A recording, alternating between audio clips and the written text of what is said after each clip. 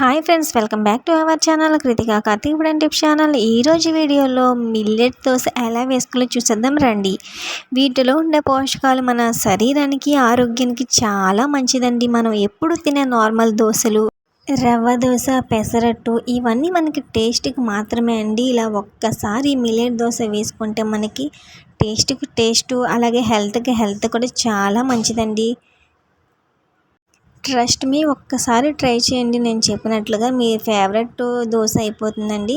మన అమ్మమ్మలు నానమ్మలు కాలంలో ఈ దోశలు వేసుకొని తినేవాళ్ళండి. మనకంటే ఇప్పుడు నచ్చటం లేదు. ఏదైనా సరే మనం బయట నుంచి ఆర్డర్ పెట్టుకోవటం, జొమాటో, స్విగ్గీ ఎక్కువైపోయినాయి కాబట్టి ప్రతిదీ ఇంట్లో వండడం లేదండి. ప్రాసెస్లోకి వెళ్ళిపోదామండి. ఒక కప్పు వరకు మినపగుళ్ళు అయితే తీసుకున్నాను. మీకు మినపగుళ్ళు అవైలబుల్గా లేకపోతే మినపప్పు అయినా తీసుకోండి. మినపప్పు అయితే సపరేట్గా నానబెట్టుకోండి.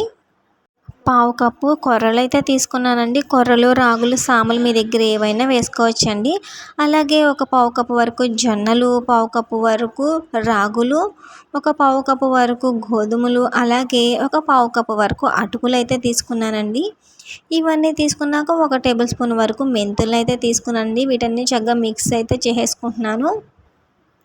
ఇవే కాదండి, మీ దగ్గర ఏ రకాలైన మిల్లెట్స్ ఉంటే వాటిని అన్నిటినీ యాడ్ చేసుకోవచ్చండి. కాకపోతే మినపప్పు మాత్రం ఒక కప్పు వేస్తే మిగిలిన ఏ ఐటెం అయినా సరే పావు కప్పు మాత్రమే వేయాలండి. అప్పుడే రుచిగా ఉంటుంది. దోశ అనేది మనకి టెక్స్చర్ అనేది వస్తుంది.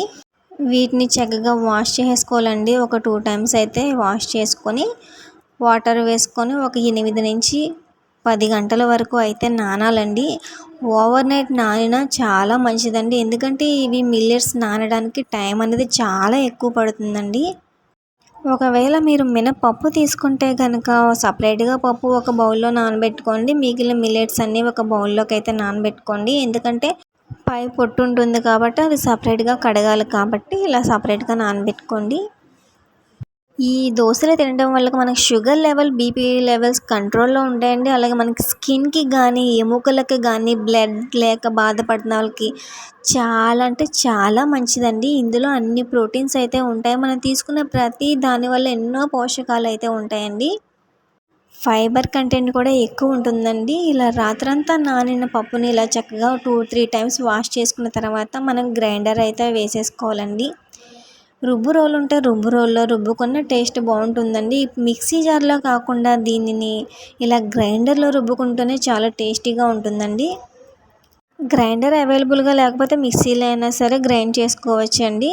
ఇలా నైట్ అంతా వదిలేస్తే ఇలా పైకి పిండి అనేది పొంగుతుంది కదా. మీకు పొంగడం ఇష్టం లేదు అని అంటే డైరెక్ట్గానే మీరు పిండి రుబ్బిన వెంటనే ఫ్రిడ్జ్లో అయితే స్టోర్ చేసుకోండి. లేదు మాకు పులిసిన పిండి ఇష్టమే అని అంటే కనుక మీరు బయట ఉంచుకున్న నైట్ అంతా, ఆ తర్వాత మీకు ఎంత కావాలో అంత తీసుకొని దాంట్లోకి అయితే సాల్ట్ యాడ్ చేసుకొని దోశలు అయితే వేసేసుకోండి. నేనైతే దోశలు అయితే ఇలా వేసేసుకుంటున్నానండి. ఆయిల్ కానీ నెయ్యి కానీ వేసుకొని ఇలా చివర్లా ఇలా ఎర్రగా కాలేంత వరకు వేయించుకోవాలండి దోశ. అప్పుడే టేస్ట్ అనేది బాగుంటుంది. నాన్ స్టిక్ మీద కాల్చుకున్నా సరే ఇలా మనకి ఎర్రగా మారుతుందండి దోశ. క్రిస్పీగా టేస్టీగా చాలా బాగుంటుందండి.